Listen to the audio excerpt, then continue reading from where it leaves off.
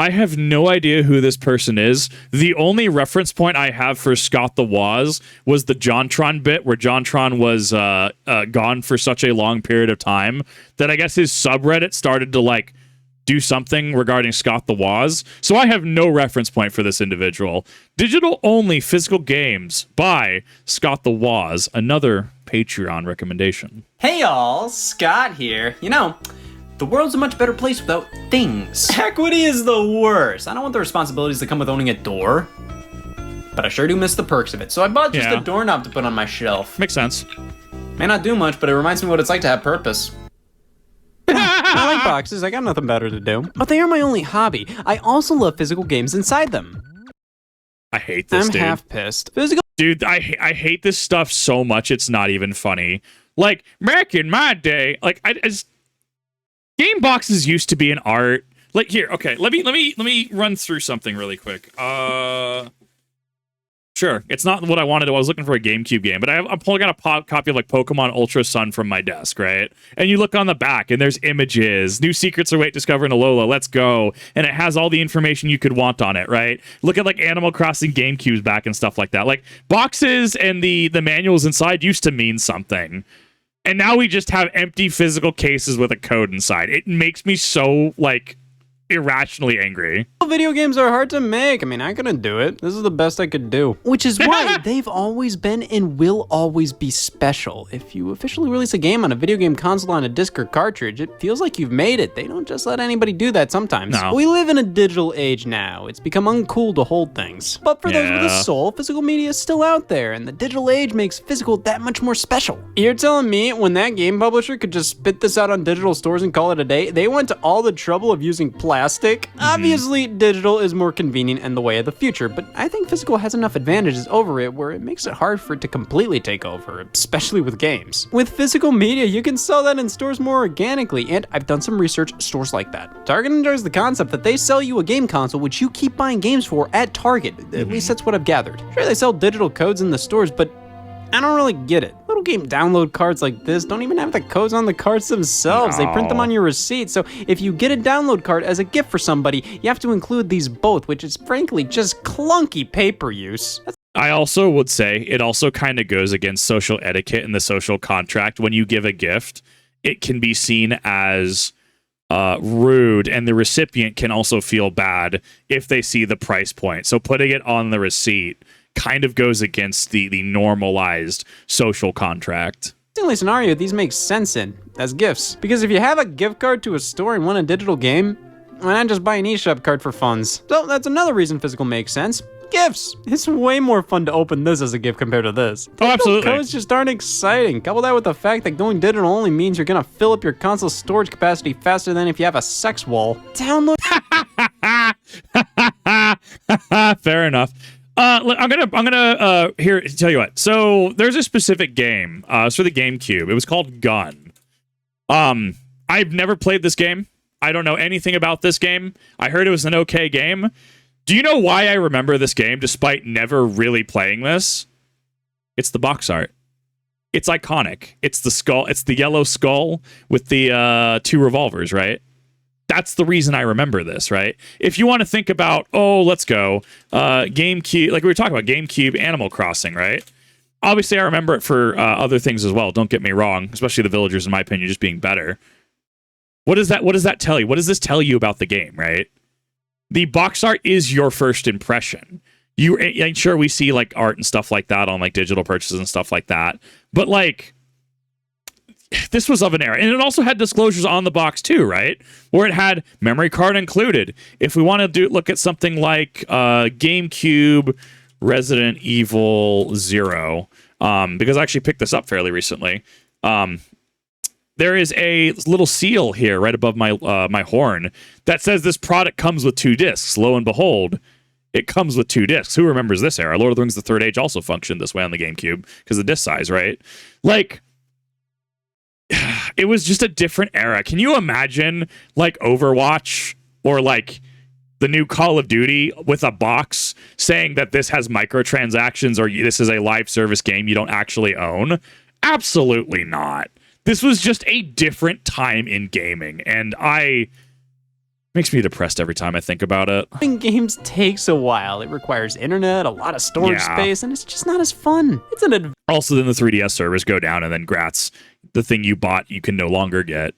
I disagree with that inherently. adventure to buy a physical game. I fell on the way to the shop. That's a story to tell. Downloading a game, I still felt, and that's just embarrassing. However, it is a lot more convenient, and with consoles becoming faster at loading up titles, it makes digital a lot more enticing. Back on the Wii U, Yeah, I can remember we that. tell why I didn't go all digital? So digital has its advantages, like a vasectomy. But games are so large, they take forever to download. You kind of almost need a physical option. These aren't like movies or music. These things can be hundreds of gigabytes in size and are too complicated to stream as easily as other mediums. Plus, digital games, if they get yanked off online storefronts, they're a goner. It's hard to preserve these things. With physical, these issues aren't nearly as prevalent, or they're completely non-existent. But man, printing those physical games can cost a lot for a company, especially And that's the thing, is it's definitely marketing and manufacturing, right? It helps cut down on manufacturing costs. compared to just putting it out digitally. You have to be fairly confident the physical You know, hold up, wait a minute. Here we go. No, I'm gonna rant about this for a second. We have higher games prices with. I'm still holding Nintendo. Why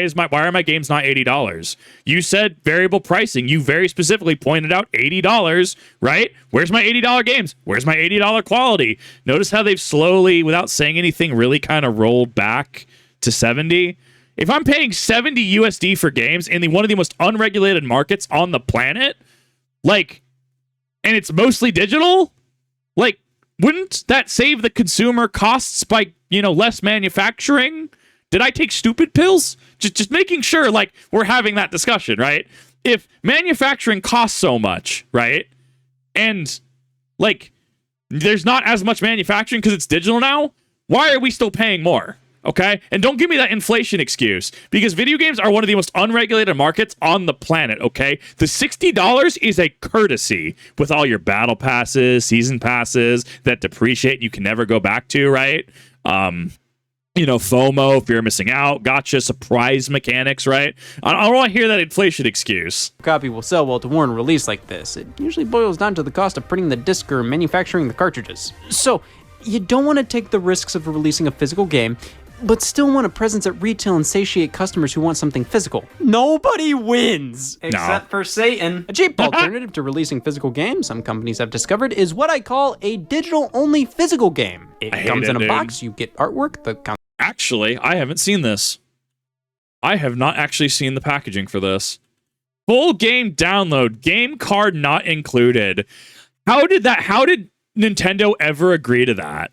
Well, legally, they have to comply. I mean, you want to talk about Nintendo and legal, right? Right?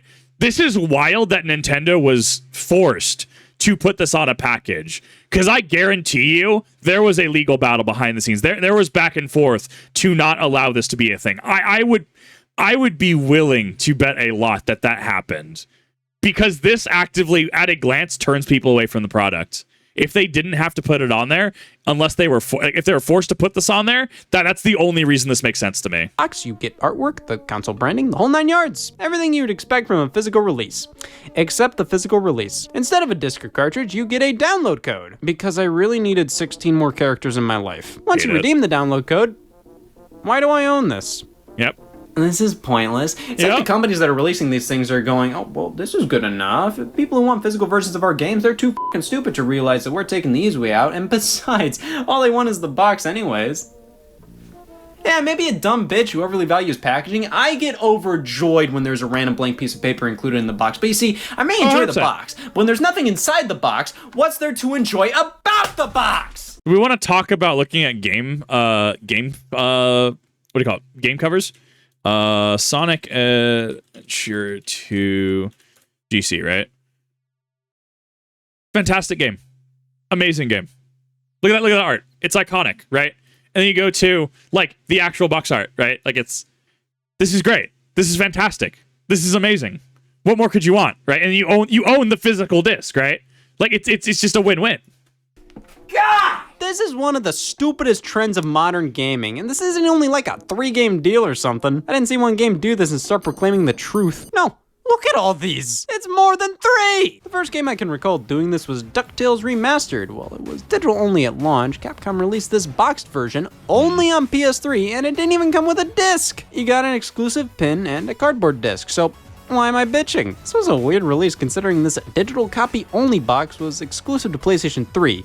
The game came out for 360 and Wii U alongside that console, so why they made this retail edition that didn't even come with a disc exclusive to one console is beyond me. I will say though, at least putting a cardboard disc in here, that's kind of cute. The pin originally came on it, though I think it would have made more sense if the digital code was printed on it. That way, I mean, the game would be on a disc. But I think So I think it's interesting. This tells me that there was probably just a stockpile of PS3 cases. So they probably just repurposed it and thought, hey, we can have the commemorative thing, right? Like that way they didn't have to make a new product. They didn't have to this was a good enough way of actually selling this. What makes this really stand apart from the rest is the fact that it did get a physical disc release, and they announced it a month after the game released digitally. Wild. Just for all platforms too, and the box art is basically the same as the original digital-only copy. I guess Capcom wasn't optimistic about the game's potential sales, and then immediately afterwards they went fucking oops. But if you weren't optimistic about the sales, why even do the digital-only physical to begin with? Like really, if you were worried that the game wasn't going to sell well at retail, why would you release a pointless box copy that has less value than a standard release? You have to remember, this was also the era where the big PS3 PSN hack happened, right? So we want to talk about why a PSN mandate causes most countries around the world to just not deal with Sony, not deal with PlayStation, right? Right? That whole situation with Helldivers, right? And I guess going into Destiny 2 now, or whatever that situation is, with them saying that they're cutting service in certain regions. Like, yeah, this was PlayStation 3 era. Sony had a wild reputation, and like their whole situation of why like PlayStation is like seen as it is internationally is quite literally PlayStation's fault. Like, yeah, and when you get into the talk of cybersecurity, it's always going to be a game of cat and mouse, right? The more defensive tools you have, the more that scammers and bad artists are going to be able to do. It's a game of cat and mouse, right? It's an arms race. It is still Sony's fault for the PSN hack of 2013, right? And that's why when we get to the Helldivers PSN mandate, that's why countries say, no, we're not dealing with this. Literally Sony's own fault. So them trying to test back then with a DuckTales Remastered digital copy only, a pretty benign title, right? Pretty niche title compared to something like, I don't know, like Killzone, something like Final Fantasy, etc., right? Obviously, there's games like Final Fantasy 14, like base, right? That were, digital only, but that's MMO. That's kind of intuitive, right? I don't know. This reads to me as Sony doing Sony things, even back then. Oh wait, it comes with a pin. Nintendo did a similar thing with Mario vs. Donkey Kong Tipping Stars, those bastards! So this game released simultaneously on Nintendo 3DS and Wii U. Never heard about many it. Saying this was their big cross-buy experiment. So only on Nintendo platforms do you have the luxury of buying Super Mario Bros. 9 times. Over on the PlayStation console, Sony was offering loads of games you buy once and you can play on your PS3, PS4, Vita free of charge. Sometimes they weren't even legacy titles, but damn it, I chose to buy Clue Clue Land twice. It was just odd that Nintendo had two systems getting NES and SNES games released on them at the same time, both on storefronts called the Nintendo eShop, yet buying Mario 3 on Wii U meant you still had to buy Mario 3 on 3DS. Yep, it was technically a difference. It's like how I have the same exact account that I had on my 3DS when the servers are still up on my Switch 2. Well, Switch and Switch 2, right? Like I was able to move it up. But even though it's the same account, I obviously get none of my legacy like purchases. Right, none of them. Like same exact account, right? And that's when I had to remember my password. I had to reset it, and then I remembered that these 3DS passwords only go up to I think 12 or 16 characters. So I had to reset my password again to rectify that. And I'm just like, oh, this whole situation is foobar. Like then, like you had like Pokemon, like you saw, like Pokemon Gold, Silver, Crystal, right? Red, Blue, Yellow on the 3DS eShop. But not on the Wii U eShop. Like, there were exclusive titles.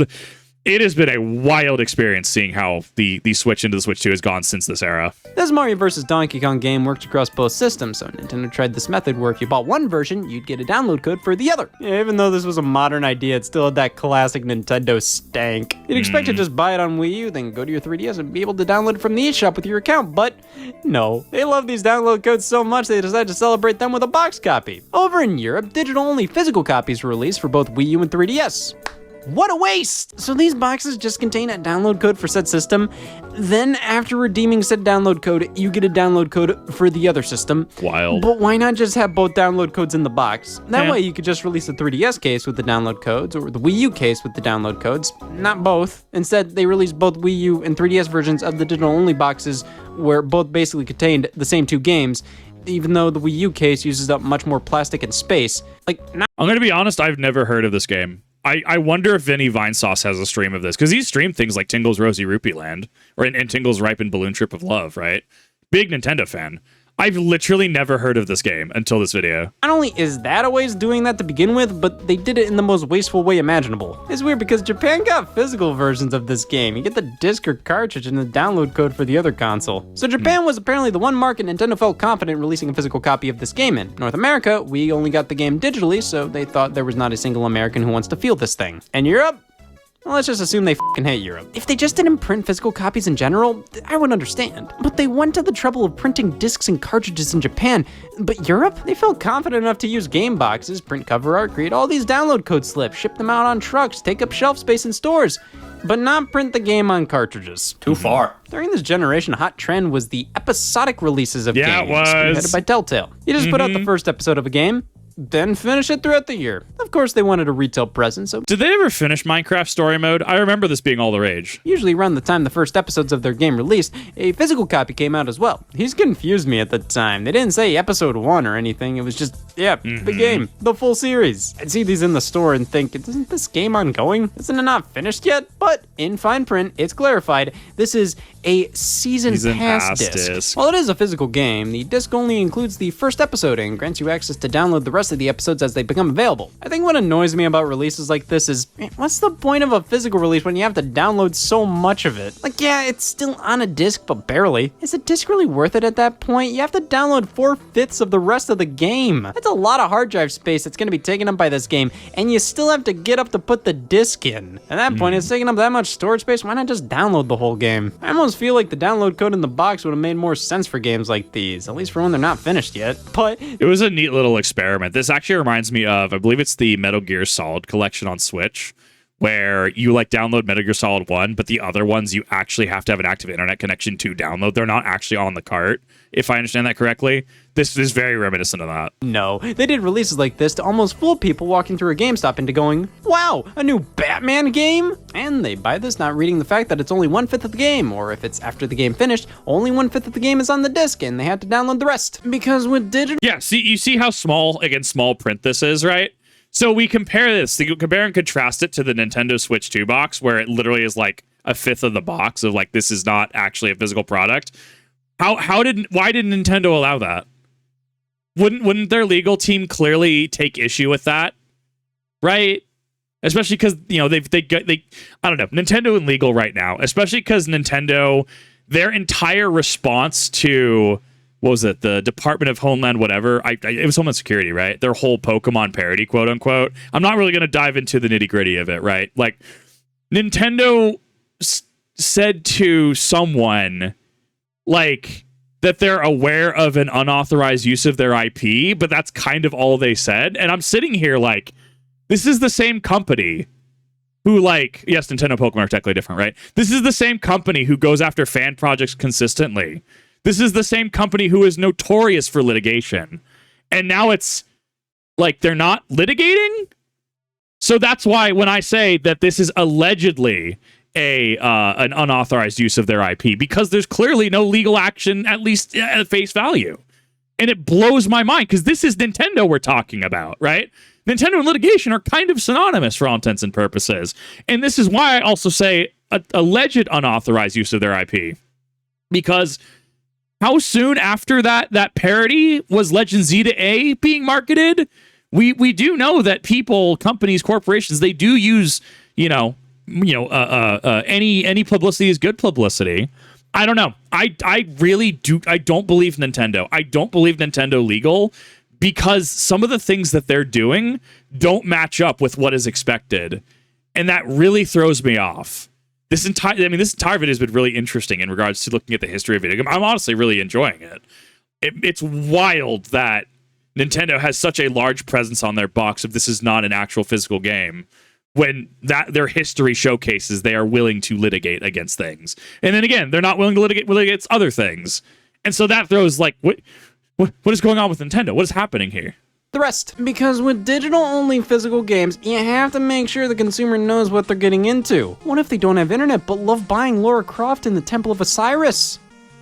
There's gotta be somebody out there. Why did Square Enix decide, okay, this game is good enough to get a box, but not a disc? Of course, lots of business decisions go into this kind of stuff. There's gotta be more explanations other than, we didn't want to invest in printing discs for this game. Because while that is a fair reason, it's pretty expensive to do that. Seeing the hundreds of games that get physical releases that truly don't deserve anything more than a face made about them, even by Square Enix themselves, why does something like this warrant a disc, but this doesn't? Is there some kind of totem pole of deservedness where the Temple of Osiris reaches the box and artwork, but nothing else tier? Well, because marketing and production are costs, right? Shipping as well, right? Legend Z to A. You want to talk about Nintendo again? I guess someone got a head of street date copy of Pokemon Legend Z to A. That's kind of Nintendo's fault if they don't like every other company, right? Last time you bought a Steam game, right? Like Silent Hill Forte, right? Or like Metal Gear Solid Delta, right? Game not released yet. It needs a day one patch to actually operate, right? Even though you download the rest of the game, right? That is literally Nintendo's fault for not having a day one patch that makes the game functional. Like, I don't know. Because of marketing, cost benefit analysis, risk assessment, especially people getting, games like Starfield and Pokemon Legends Z to A ahead of Street Date, right? I view this as very much, is this game going to perform and hit certain numbers? Yes, no. No, throw it on digital. Yes, cool, we will commit to the resources to make this a physical release. That's how I personally view it, but I could also be wrong. Obviously believe this game would sell in a retail environment by releasing this, so why do this? They like to make these releases more enticing with bonuses, a poster, pin, and all that. But that makes me question it even more. You're willing to do all this, but not print a disc? Yep. The Sonic Mania Collector's Edition. Jesus. I measured. This thing is in fact huge. Comes with a Sonic statue, a fake Genesis cartridge with a gold ring inside, a metallic card, and a download code. Interesting. You kidding me? All of this and no disc, no game card, no case. This is a... Wasn't that a big thing with the Dead Space remake collector thing? Didn't it only have like a digital code in it or something? Allegedly, potentially. Big collector's edition, and it wasn't like exclusive to Sega's online shop or anything, not exclusive to a single platform like DuckTales. No, I saw Xbox One versions of these things rotting in Best Buys. That is a problem you wouldn't have if you just did a regular release. Now, Sonic Mania did get a physical version 1 year later, which kind of makes this release a whole lot stupider. I mean, it's a nice collector's edition, but being digital only is just so dumb. You could make the argument it's to make collectors double dip. We're gonna put out the collector's edition and include only a download code. Then we'll do a physical release afterwards. I see a lot of studios do this. The physical release happens after the digital one's been out a while. Get everybody to buy the digital, then the physical releases, and even if the collectors bought the digital version, they just can't help themselves. There needs to be a hotline for this kind of thing. That's fair. It's a smart business practice. Might not be the most ethical in the world, but... No, it's very anti-consumer. Like, don't get me wrong. Like, because I have to have this every time I talk about Nintendo and $80. Yes, it is very anti-consumer to have $80 games, very anti-consumer to have that variable pricing, right? And the way I looked at it is if they're selling a game for under $80, to me, that says Nintendo has a problem with their product. As much as I say that Nintendo should be forced to honor their word at $80 games, there is also the other part of that where they did say that it was going to be variable pricing. It is also very anti-consumer. When I talk about forcing businesses to do things, it's because we're at a point where businesses are... How many times have you heard, a season 2 is greenlit? Like Star Wars The Acolyte, season 2 is greenlit. And then, they didn't want to make the season 2 anymore. But you kind of went in knowing that there would be a season 2, or at least under the impression. Would that not be false advertising? Would that not be false marketing? Right? When you have, we can actually blame EA for this one, right? Mass Effect Andromeda, right? How, we're going to have this as our roadmap, this is what's going on, and they never delivered on all of it because, legally they were found that a roadmap is not a promise, it is kind of a projection, right? And that set precedent for the entire rest of the industry, right? So when I say we need to force companies to do things like forcing to keep a game online, right? Like Concord, right? So sure, someone's favorite game out there might be Concord. I argue it is a bad precedent and gives way too much power to big businesses and even smaller businesses, right? And that's why I brought up my TCG Player example of like, you left a 1 or 2 star review and the seller just will refund you. And it's like, no, you promised me a product. Send me the product. Well, I don't have the product. I'm going to give you a refund. I don't want a refund, right? That actively takes power away from the consumer. That means Todd Howard can sell you Elder Scrolls 6. But if Elder Scrolls 6 doesn't perform well, and they say it like performs like Concord, right? Well, he can just take it out of your library and they could just refund you. And well, no harm, no foul. You got your money back, right? But it's so much more than that because you were sold something and a business chose to erase it. Much like, I guess, what Disney and Lucasfilm did. I guess Willow, the whatever sequel series or whatever. And the Fat Electrician has a video as well up on his Fat Files about a movie Disney had just erased from the catalog because they take it offline, promise to never make money off of it again, and it's a tax break. So when I say we need to force gaming companies and companies to do things, to follow through on their word, it's, yes, an integrity thing, but it is also a very black and white way to address the lack of consumer care and the just rampant business abuses that continue, right? If Nintendo says they're going to raise their prices of games to $80, they shouldn't be allowed to backtrack that. They put that out going through all of the channels, right? It's not like, John Nintendo can come out and say, we're doing this, right? That has to go through investors and shareholders. That has to go through a number of departments. That has to these are checks and balances there. And when they backtrack it, they say, we're sorry. We're still gauging the market. The Helldivers situation, right? Specifically with Sony and saying that, like, well, we're still testing PC. We're still trying to figure out what PC players want. Come on, Sony. Just be honest. We wanted to do this. The backlash was too intense. Therefore, we don't want to do it anymore. At least you're honest, and at least you have integrity at that point, right? Like, you're sorry because you got caught. You're sorry because this became an issue. Otherwise, yes, you would have pushed ahead with that.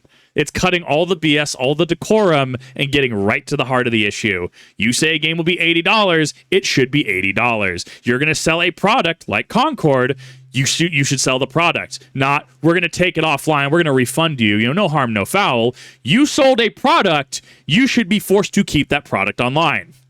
Very hot take, very controversial take, but businesses, especially bigger businesses, need to be held accountable. They need to be held accountable for actions. I fall for it every time, and I know exactly what they're doing, which doesn't mean I fall for it.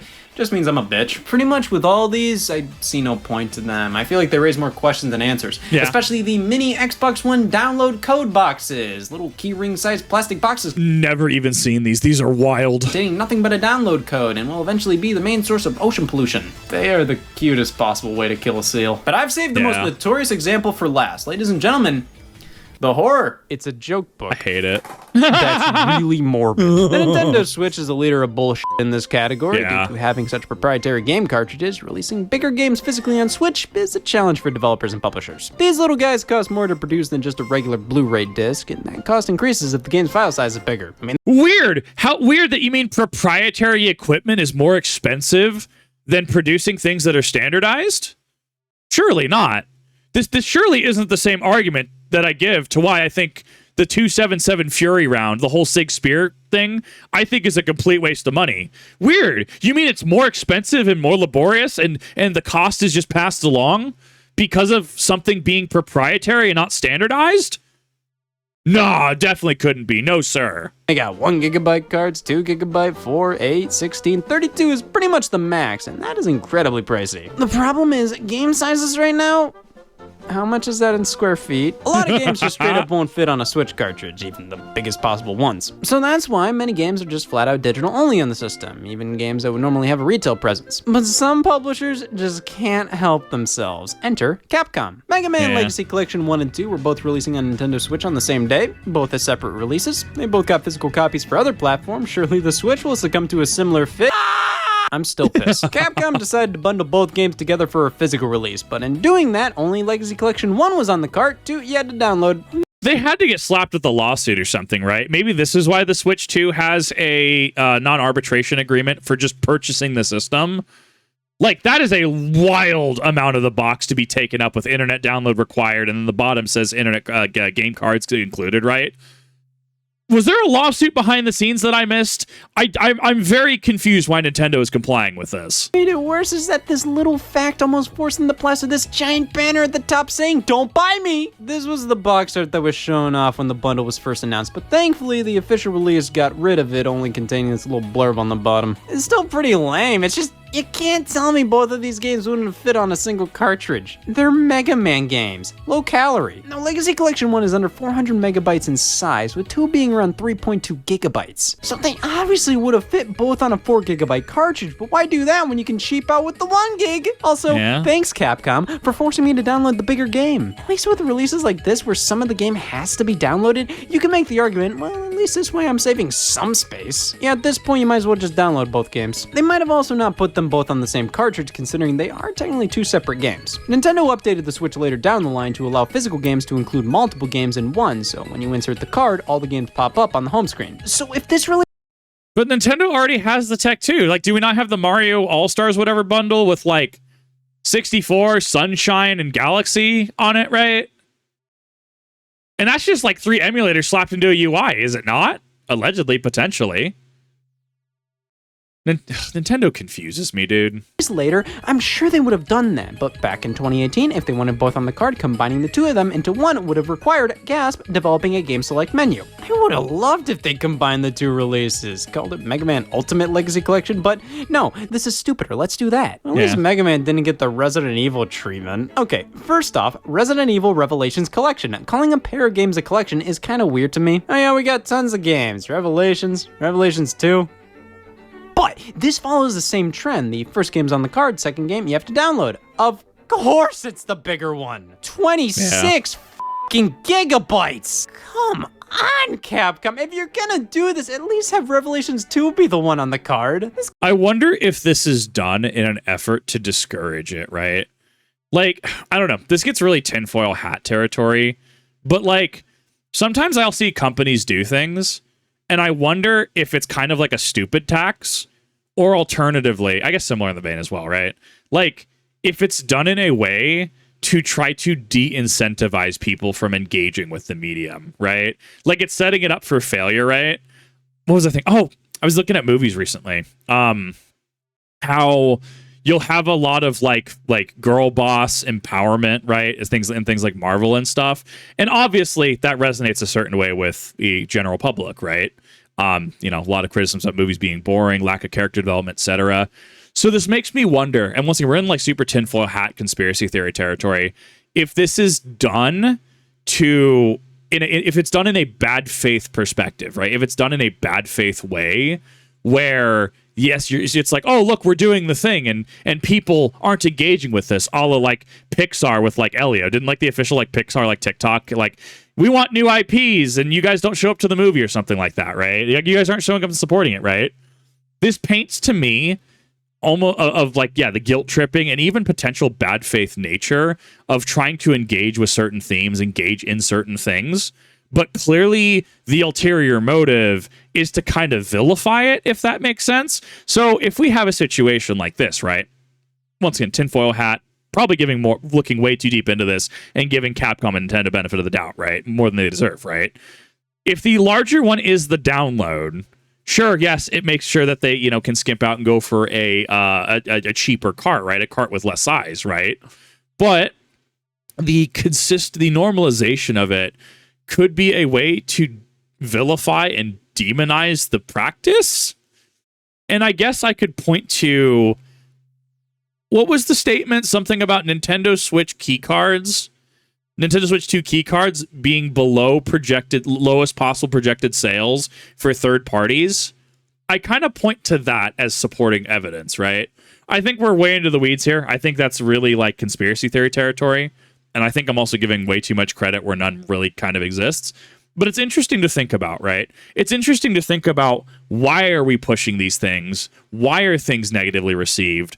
Almost purposely done in a way that makes sure it's kind of awful and thus received very poorly. Is there an ulterior motive present? Game alone doesn't fit on a Switch without a micro SD card. If Revelations 1 was the download, that's at least only around 12 gigabytes. Just throw us a bone here. But man, this box looks great. We do have the giant white banner disclaimer. I understand this for retail, but maybe just a sticker would do? Like, this is always here, even after I buy it. Oh, good to know. Both of these games, the game included on the game card, are games that have already gotten physical releases on Nintendo platforms before. The games that are digital-only download codes have never been on a Nintendo platform prior, let alone physically. If they were gonna do this, I probably would prefer if they said, you know what, Mega Man Legacy Collection 1 already released on 3DS physically, let's give Legacy Collection 2 some time to shine if we have to pick one for the card. And you know, why not just release these games separately? They pulled the exact same shtick for other games in each of these series. Mega Man X Legacy Collection 1+2. Oh, what a surprise. Resident Evil Origins Collection, Resident Evil 0, the prequel is on the card, with Resident Evil Remake being the download. So I guess instead of doing the first game like with the other releases this time, they did the first game. Resident Evil Triple Pack, Resident Evil 4, 5, and 6, and only 4 is on the card. At least the card doesn't say Resident. I'm actually really glad I didn't buy this then, knowing this now.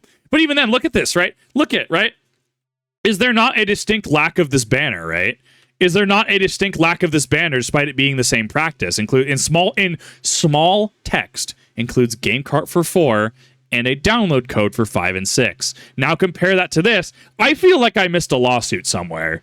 I feel like I missed a lawsuit that may not be public. The card. At least the card doesn't say Resident Evil Triple Pack. That would have annoyed me if 4 was still the only one on there. At that point, wouldn't it have been nice to have reversible cover art for just Resident Evil 4? Instead, I get box art that looks like I'm packing chips for lunch. The download codes do last a while, though, most of which last roughly 800 years, give or take. That's good. Anything less than 600, I would have flipped. You've got the games that require a download, like only portions on the card. L.A. Noire was like this, and I just said, I'll just download the whole thing. If I'm gonna have to download a good chunk of it, why bother with a card? I don't save a ton of space on my system, and I still have to grab the game and put it in my Switch. Mortal Kombat 11 did this too. Without the download, we can only play basic versus battles. However, that's kind of the main attraction, and this is a game that released on PS4 and Xbox One the exact day. I think the download requirement concessions are tolerable.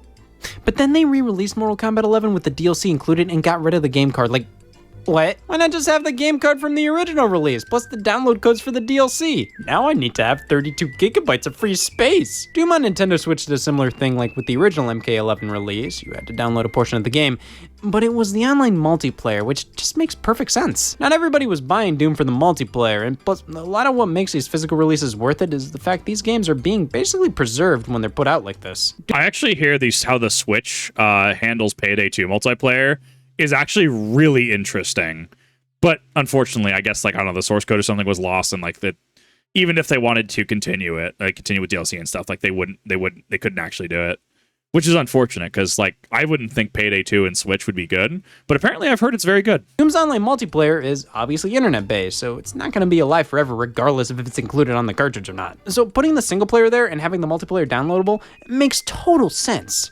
Releasing a box version of Fortnite does not. Which one should I get? Apex Legends. Why buy for free when buying for $30 is an option? These games are too popular for them to not release them at retail, but by being basically just online multiplayer and a free download, there's no point to putting them on a card. So they stuff these games fresh with download codes for some in-game purchases. I guess that's an incentive, but if these purchases are enticing you, you're probably already playing the game extensively. I feel like these releases appeal to people that have never played the games before. So what does legendary weapon skin mean to them? Overwatch got this treatment, coming with a 3-month Switch Online membership. Wow, what is that, like $4? Then we got Wolfenstein Youngblood and Call of Juarez. They just didn't want to fucking do a card. For some reason, they both have different headers, which I will reiterate, these headers make me feel like a fucking idiot. I mean, it is just that. To me, this is a do not buy me banner. 100%. Oh wait, there's no game card? Youngblood, I kinda get. This is a standalone expansion to Wolfenstein 2, a game that already required a download on Switch, albeit coming mostly on a game card. So this probably wasn't gonna sell as well as that. Plus, it's 21 gigabytes. I'm not defending them doing this release. I think them just doing a standard digital one and nothing more would be perfectly fine. I'm actually a little surprised that Nintendo allowed Wolfenstein on there. Because Nazi imagery. I'm very surprised at Nintendo actually. Like, it's done in an artistic fashion, yes. Yeah, I'm not implying in any way, shape, or form playing Wolfenstein is okaying or accepting of certain, like, you know, things, right? It's just Nintendo marketing at kids. Randy Pitchford, USB water sportsman himself, marketing Borderlands 4 to a demographic, like targeted demographic of children. Nintendo has been very strange. Juarez requires 4 gigabytes, but you know it's bad when even Nintendo does it. Mario Kart Live Home Circuit comes in this giant box, no game card, not even a download code. It tells you, hey, just look it up. Fire Emblem Shadow Dragon and the Blade of Light, they gave it this amazing collector's edition only to have a download code. I'm so confused. I know next to nothing about Fire Emblem. I know next to nothing about it. This could have used a physical release. I get Mario Kart to some extent. That game uses Wi-Fi to connect the toy card to your Switch. It might not function years down the line anyways. But Fire Emblem? That may sound like a broken record, but you're willing to do all of this, but not this. It's expensive. I understand why not every game gets a physical release, but I just don't understand why some releases are treated like this, especially when the packaging is huge and they include all these other goodies, or if the game is small enough to fit on a cartridge. And the strange thing is, this doesn't work for other mediums. I bought hot dog buns, and they just came with a rain check for buns. See, that just sounds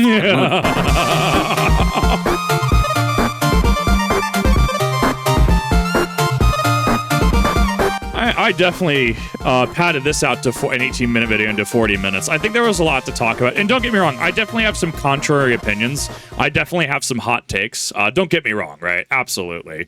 At the end of the day, I want an ethical and moral market, right? I want, people to be able to. I want to buy a physical product and to have clear understanding of what they're buying, right? As I personally would like buying change to lease if you don't actually own your product, if you're purchasing a license to access it for a duration of the license, or unless it's revoked, right?